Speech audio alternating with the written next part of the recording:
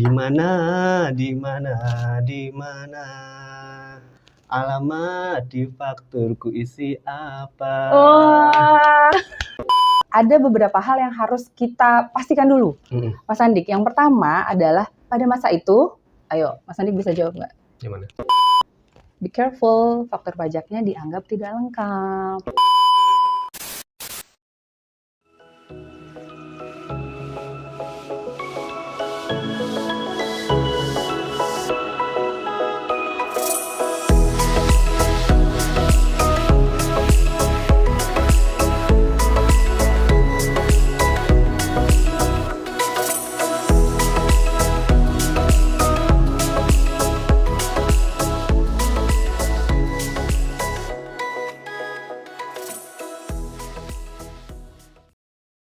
Assalamualaikum warahmatullahi wabarakatuh. Halo kawan pajak, apa kabarnya? Semoga dalam keadaan sehat selalu ya. Selamat datang di podcast KPP Wajib Pajak Besar 1. Alamat, sesuatu yang sangat simpel tapi memiliki efek yang luar biasa, terutama di kalangan bisnis usaha. Kita ambil contoh ya kawan pajak, ada perusahaan ternama di Amerika Serikat yang bergerak di bidang usaha penjualan buah-buahan. Nah, perusahaan ini mengirimkan barangnya ke negara Meksiko. Nah, dikarenakan adanya misinformasi tentang alamat tujuan, maka barang ini tidak sampai ke pihak pembeli. Akibatnya muncullah kerugian yang sangat besar, ratusan ribu dolar pada perusahaan tersebut. Nah, perusahaan tersebut akhirnya harus menanggung biaya transport ulang untuk dikirim kepada pembeli lagi, dan sebagian barangnya pun juga sudah rusak, tidak layak untuk dipakai ya, karena buah-buahan tersebut bisa jadi menjadi busuk.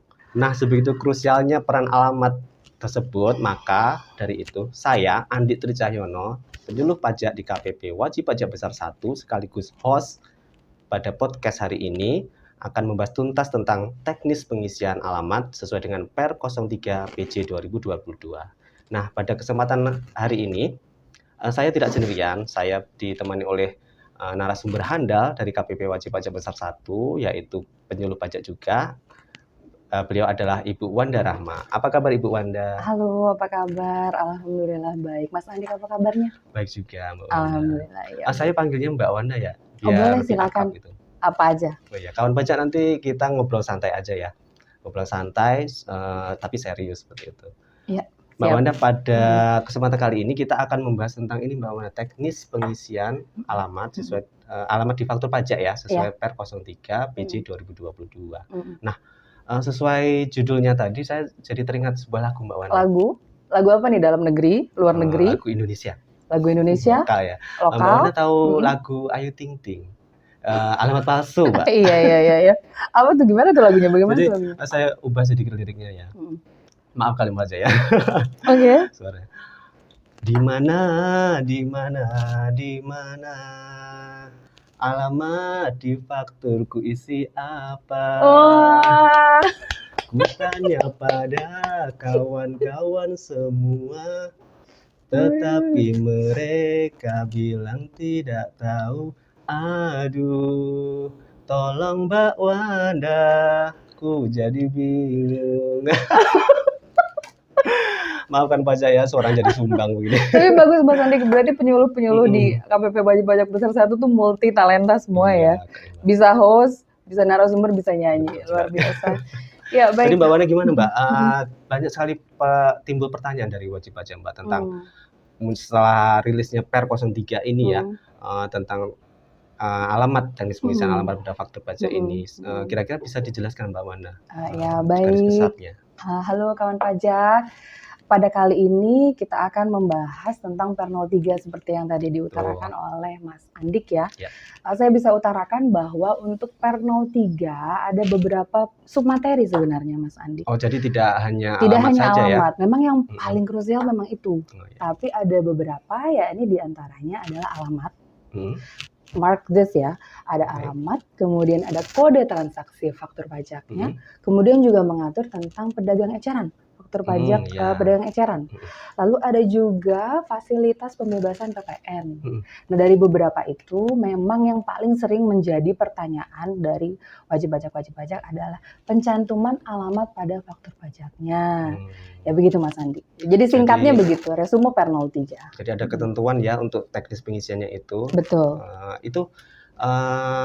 Kalau misalnya di pasal 6 ayat 6 Mbak ya, Mbak Wanda ya? Oh iya, karena kita di KPP BKM ya, KPP Wajib Pajak Besar, Khusus, Madya, maka pasal itu yang paling menjadi sorotan dari keseluruhan per 03. Jadi per 03 itu tentang khususnya teknik pengisian alamat tadi tidak berlaku untuk semua wajib pajak ya? Oh tidak, absolutely not. Jadi untuk hanya yang spesial yang ada di KPP ini, BKM kita menyebutnya, meningkatnya. Besar, Khusus, Madya. Oh, gitu. Jadi mungkin ada beberapa kasus nanti ya tentang pengisian alamat ini. Kalau misalnya gini Mbak Wanda, ada perusahaan dia terdaftar di luar.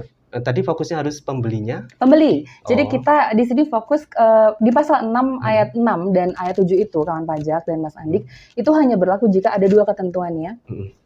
Yang pertama, PKP pusatnya pembelinya itu terdaftar di KPP PP besar. BKM tadi ya. Dan yang kedua, BKP atau JKP-nya diserahkan atau dikirimkan ke cabang. Jadi begitu ya, pembeli ya, khusus untuk pembeli yang memenuhi dua ketentuan itu.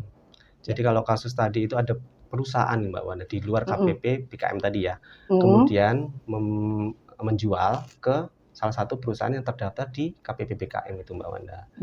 Kemudian sayangnya perusahaan transaksi ini tagihannya memang ditagihkan ke pusatnya Mbak Wanda, tapi pengiriman barangnya ditujukan di alamat cabang Mbak Wanda. Cabangnya teradministrasi di KPP lokasi tidak? Oh ya, misalnya cabangnya ini ada pusatnya ada di Jakarta gitu Mbak Wanda. Let's say pusatnya di Jakarta. Kemudian pengiriman barangnya itu dilakukan ke Surabaya. Branch-nya di Surabaya. Gitu. Oh, ada NPWP cabang di Surabaya? Kalau tidak ada NPWP gimana Mbak? Kalau tidak ada NPWP, ayolah hari ini zaman begini di NPWP-kan ya cabang-cabang yang ada di daerah gitu ya, segera di NPWP-kan kawan pajak semua, diadministrasikan. Jadi kewajiban perpajakannya akan lebih mudah. Tapi apabila memang di lokasi tersebut belum ada NPWP, maka NPWP dan alamat yang digunakan adalah NPWP dan alamat pusat. NPWP dan alamat pusat. Jadi kalau tadi pengiriman ke gudang ya, yang kebetulan belum ada NPWP, itu dikirim ke alamat nama dan NPWP-nya pusat. Kecuali di situ sudah terdapat NPWP cabang. Atau lokasinya masuk ke wilayah kerja lokasi cabangnya. Jadi bisa masuk ke alamat NPWP cabang. NPWP-nya tetap NPWP pusat, alamatnya adalah alamat cabang. Jadi kalau tadi kasusnya di Surabaya itu belum ada NPWP, berarti nama dan NPWP nama dan NPWP pakai pusat. Kemudian alamatnya kalau belum punya NPWP di cabang Surabaya tadi ya, pakai alamat pusat. Tapi kalau ada NPWP di Surabaya, alamatnya Surabaya. Atau kalau di gudang tadi ternyata belum punya NPWP tapi ada mungkin di sekitar situ ya, masih satu wilayah ada NPWP cabang di situ, pakai yang alamat cabang tadi Pak ya? Betul, pakai alamat cabang. Itu. Jadi beberapa kasus tapi sudah jelas ya. Kira-kira ya, sudah jelas ya. Kalau tadi kan transaksi dalam negeri ya Mbak Wanda ya. Bagaimana kalau misalnya ini Mbak Wanda, eksportir, biasanya kan ekspor ke luar negeri ya Mbak Wanda. Berarti dokumen yang kita gunakan itu adalah dokumen PEB ya Mas Andik ya? Dan itu kan pasti tidak ada cabang ya di luar negeri, NPWP cabang di luar negeri itu. Itu perlakuannya bagaimana Mbak Wanda? Jadi begini, kalau kita berbicara soal per 03, maka kita akan, ini melekat sekali dengan yang namanya aplikasi e-faktur. Jadi faktur pajak elektronik. Yang namanya PEB itu adalah dokumen di luar aplikasi e-faktur. Sehingga dokumen-dokumen yang tidak melalui, penginputannya tidak melalui aplikasi e-faktur itu berlaku ketentuan Undang-Undang Kepabeanan. Ya kita menyerahkan ke mereka. Jadi each parties they have own rules, mereka punya regulasi masing-masing. Kalau yang aplikasi e-faktur menurut ke per 03, maka untuk yang dokumen PEB atau dokumen yang dibersamakan dengan faktur pajak, di sini khususnya PEB itu mengikuti Undang-Undang Kepabeanan. Jadi gitu ya. kalau Per03 ini khusus juga ya, membahas tentang untuk alamat keluaran dari aplikasi e-faktur ya. Iya, Kalau dokumen betul. tersebut ternyata bukan output dari e-faktur, itu mengacu pada peraturan yang Kepabeanan itu, untuk iya. ekspor Tapi tadi tadi ya. saya lupa Mas Andi, saya lupa untuk menyebutkan bahwa di sini kita semua berbicara tentang pemusatan. Oh iya, Pemusatan, betul. pemusatan, dan pemusatan. Tapi sebenarnya pemusatan PPN itu apa sih? Jadi di situ sebenarnya adalah aktivitas di mana 3 hal nih kuncinya. Penerbitan faktur, kedua pengkreditan faktur pajak masukannya, dan yang terakhir adalah pelaporan. Pelaporan SPT masa PPN-nya itu semua dipusatkan di satu tempat. Dan otomatis pemusatan ini adalah mereka-mereka entitas-entitas yang memiliki cabang ya, memiliki cabang. Jadi yang dimaksud apa sih pemusatan PPN kan kita sering mendengar ya Mbak ya. Oh jadi seperti itu, ada 3 ya tadi ya, yaitu tentang penerbitan fakturnya, kemudian pelaporannya, sama pengkreditannya ya Mbak. Yes. Jadi misalnya kalau ada cabang bertransaksi berarti pusatnya nanti ya? Iya, semua administrasinya itu akan dihandle oleh pusatnya. Jadi itu akan mempermudah administrasi kewajiban perpajakannya. Khusus PPN ya. Kita bicaranya di sini pemusatan PPN. Nah, masih berkutat dengan alamat ini, Mbak. Banyak sekali Mbak pertanyaan dari wajib pajak itu. Salah satunya kemarin ada wajib pajak yang menghubungi saya itu tentang jasa subkon gitu Mbak. Jadi ceritanya subkontraktor ya, betul sekali. Ya. Jadi ceritanya PTA ini menjual ya kepada PTB yang kebetulan terdaftar di KPP LTU 1, berarti kan masuk kriteria yang PKM tadi ya. Betul. Masuk kriteria pertama udah sesuai Per03 ya. Iya. Kemudian ternyata PTA ini mensubkonkan Mbak ke PTC. PTB-nya mungkin? Oh ya sorry, PTB-nya. Ya PTB-nya. Jadi barangnya nanti dikirim ke PTC. Ya. Jadi meskipun pembelinya si B, tapi dia dikirim ke PTC. Nah untuk pengisian alamatnya gimana Mbak? Gini, kita melihat 2 transaksi. Kalau subkon itu kan sebenarnya si B ini menyewa jasa pihak ketiga ya, third party ya. Jadi pada saat itu terjadi, si C ini bukan pembeli sesungguhnya Mas Andik. Pembeli sesungguhnya itu tetap PTB. Ya? Ya, sehingga transaksi yang terjadi adalah A dan B. Alamat yang digunakan adalah si B. Gitu ya. Kemudian mungkin kalau Per 01 ini kan berlaku Per 03. Per 03 ini berlaku 1 April ya 2022. Nah, pada waktu itu kan kemungkinan beberapa wajib pajak ya belum aware ada peraturan baru tentang teknis pengisian alamat ini. Nah, sudah terlanjur nih tersebar nih Mbak Wanda. Udah keluarin faktur ke beberapa cabang seperti itu ya. Kalau misalnya dibiarkan saja itu ada efeknya nggak Mbak Wanda? Oh, maksud Mas Andik jadi begini ya, pada saat ini rilis, ini kan sebenarnya dirilisnya 1 April, diterapkannya juga 1 April. Tapi wajib pajak itu baru aware dan kemudian mengaplikasikannya itu sementara sudah tersebar ya ininya. Tidak 1 April ya? Ya. Berarti sudah terlanjur terbit gitu Mbak. That's easy. Kita bikin faktur pajak pengganti. Mas Andi pernah dengar kan ya? Oh iya. Ya, jadi kita kawan pajak kita cukup bikin faktur pajak pengganti untuk faktur-faktur yang terlanjur diterbitkan 1 April, tapi kemudian ketentuannya tidak mengikuti Per03 tahun 2022. Jadi masih ada kesempatan nih bagi wajib pajak ya? Iya. Nanti dilakukan faktur pajak pengganti. Nah kalau misalnya masih ada yang itu nggak terlalu ini. Itu apa Mbak efeknya kira-kira? Semua selalu ada konsekuensi. Oh ya, namanya peraturan harus ditaati ya. Betul. Don't try that. Jangan coba-coba melanggar regulasi. Betul sekali. Jadi apa Mbak efeknya kira-kira Mbak? Efek itu ada sanksi administratif ya. Wow. Sanksi administratif. Wow. Exactly. Kalau kita bicara sanksi itu, kalau kita bicara soal sanksi memang itu pasti wow. Tidak ada yang mau kena sanksi kan. Jadi sanksi administratifnya yang paling melekat itu sebenarnya ada 14, pasal 14 ayat 4 Undang-Undang KUP dulu ya. Di sini kita bicara kalau pada saat wajib pajak tidak mengisi faktur pajak sesuai dengan ketentuan di Per03, be careful, faktur pajaknya dianggap tidak lengkap. Gitu. Kasihan nanti untuk mereka-mereka yang berniat untuk mengkreditkan pajak masukannya Mas Andi. Tidak bisa dikreditkan. Gitu ya. Jadi nanti ada sanksinya itu ini Mbak, 1% deh, 1% dari 1% dari DPP. Wah, itu besar sekali Mbak. Kalau besar. DPP itu nilai nominal yang sebelum pajak ya? Iya, bruto secara keseluruhan. Jadi kalau misalnya DPP-nya barangnya 10 miliar ya kali 10 miliar itu. Iya, 1% kali 10 miliar. Jadi kawan pajak mungkin lebih aware lagi ya kalau alamat ini seperti yang sudah saya jelaskan di awal tadi sangat krusial meskipun simpel ya. Jadi ada perlakuan khusus untuk KPP BKM tadi Mbak ya? Iya, pembeli yang terdaftar di KPP BKM. Ya.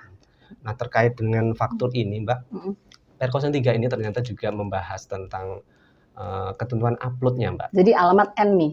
Alamat sepertinya sudah jelas nih. Oke. Nanti kalau masih bingung bisa boleh kita ya atau komen di bawah ya. Nanti di komen di bawah. Oh ya silahkan. Di ini ya di YouTube channel kita ya. Atau bisa DM di sosial media KPP LT1, bisa di Twitter atau di Instagram ya Mbak. Bisa. Nah, lanjut Mbak untuk ketentuan upload silakan, tadi. Silakan. Di Per 03 ini juga membahas bahwa upload ini diberi batasan waktu Mbak untuk uploadnya di tanggal 15 bulan berikutnya. Mungkin bisa dijelaskan kepada kawan pajak semua ya Mbak. Oke, iya. Jadi ini ada rule baru juga terkait dengan upload faktur pajak kawan pajak. Uploadnya ini adalah tanggal 15 bulan berikutnya sejak pembuatan tanggal faktur pajak. Agak belibet ya. Gitu ya. Ya, jadi dikasih waktu lah kalau misalkan tanggal. Oke, kita kasih contoh ya. 1 Januari. Buat faktur pajak 1 Januari 2023 nih. Maka batas waktu untuk uploadnya adalah 15 Februari 2023. Sama mau bikinnya 30 Januari ya. Batas uploadnya pun 15 Februari 2023. Kalau saya sarankan, pada saat kawan pajak membuat faktur pajak di hari itu, uploadlah di hari yang sama. Lebih cepat, lebih baik. Lebih cepat, jangan digantung. Gitu. Jadi sebenarnya waktunya itu sangat panjang ya Mbak Wanda, tanggal 1 ke tanggal 15 itu 45 hari ya. Iya, kalau dari 1 sampai kalau dari mulai tanggal 1 kalau misal tanggal 1 itu 45 hari, tidak ada alasan untuk tidak usah nunda-nunda ya. Betul sekali Mas Andi. Kalau tadi kan kita sempat menyinggung faktur pajak pengganti tuh Mbak. Apakah perlakuannya sama tuh Mbak? Faktur pajak pengganti. Misalnya maksudnya sama bagaimana? Misalnya faktur pajak normal itu terbitnya tadi 1 Januari ya 2023. Kemudian sudah diupload segala macam. Pas bulan Maret atau Februari aja lah Mbak. Februari tanggal 17 Februari 2023 ternyata baru sadar nih ada kekeliruan di faktur pajak tersebut. Akhirnya wajib pajak kan membuat faktur pajak pengganti ya. Itu pelakuan uploadnya gimana Mbak? Kan udah lewat tuh tanggal 15 tadi ya. 15 Februari kan. No problem, nggak apa-apa. Tidak apa-apa, masih bisa membuat faktur pajak mengganti. Nanti diuploadnya adalah bulan Maret berarti. Tanggal 15 Maret 2023. Jadi mundur ya Mbak, bukan dari awal yang normal tadi ya. Enggak. Kalau tidak salah kan kita punya berapa macam tanggal ya untuk faktur pajak ini ya? Tanggal apa aja ya Mas ya? Tanggal faktur. Tanggal rekam ada juga. Iya, tanggal rekam. Jadi kalau tadi faktur pajak pengganti itu bukan berarti tanggalnya dibikin sama dengan normal ya. Tidak, masanya yang dibikin sama dengan normalnya. Tapi tanggalnya adalah tanggal pada saat faktur pajak pengganti itu dibuat. Jadi tapi ini nih, aduh saya hampir lupa. Jadi ada ketentuan pada saat membuat faktur pajak pengganti kawan pajak, ada beberapa hal yang harus kita pastikan dulu. Mas Andik, yang pertama adalah pada masa itu, ayo Mas Andik bisa jawab nggak? Gimana? Pada masa itu belum dilakukan itu dia benar. Belum dilakukan pemeriksaan. Jadi pada masa pajak itu belum dilakukan pemeriksaan. Dan sesuai ketentuan ya Mas ya. Jadi itu dulu. Maka bisa dibuat faktur pajak pengganti. Jadi tadi ya intinya kalau faktur pajak pengganti itu mundur, bukan jangka waktunya sama dengan normal tadi batas uploadnya ya. Iya, betul, mundur. Maju mundur. Kena nggak Mbak? Cantik. Lalu untuk ini Mbak, tadi kan faktur pajak, beberapa wajib pajak kan juga kalau misal ada pembatalan atau ada ini kan ada retur ya. Ada retur penjualan, retur pembelian. Apakah itu juga sama Mbak perlakuannya kalau ada dikasih batas waktu upload juga gitu? Sebentar, kalau retur itu kan tidak melalui aplikasi e-faktur ya? Mas Iya. Andik ya? Kalau Masih tidak manual. melalui aplikasi e-faktur kawan pajak, maka tidak ada pengaturan kapan batas waktu uploadnya. Jadi Oke. mirip kayak tadi yang pertama kita bahas tentang Which one? alamat tadi, Mbak. Itu Yang kan mana? berlaku untuk Oh, dokumen oh keluaran iya. faktur saja. Iya. Sama juga untuk batas upload ini juga berlaku hanya untuk dokumen keluaran dari e-faktur saja ya. Betul. Karena retur penjualan pembelian tadi Betul. adalah produk di luar aplikasi e-faktur, itu biasanya manual internal dari perusahaan itu Betul. tidak dikasih batasan itu, Mbak ya, upload Betul. tanggal 15. Tidak ada batas waktu kapan uploadnya. Nah, kalau untuk pajak masukan, Mbak, itu kan juga ada mekanisme upload. Apakah itu juga ini? Pajak masukan itu tidak diatur ya, karena kan ini khusus hanya untuk pajak keluaran aja. Oh, jadi batas upload ini untuk pajak keluaran saja kawan pajak ya.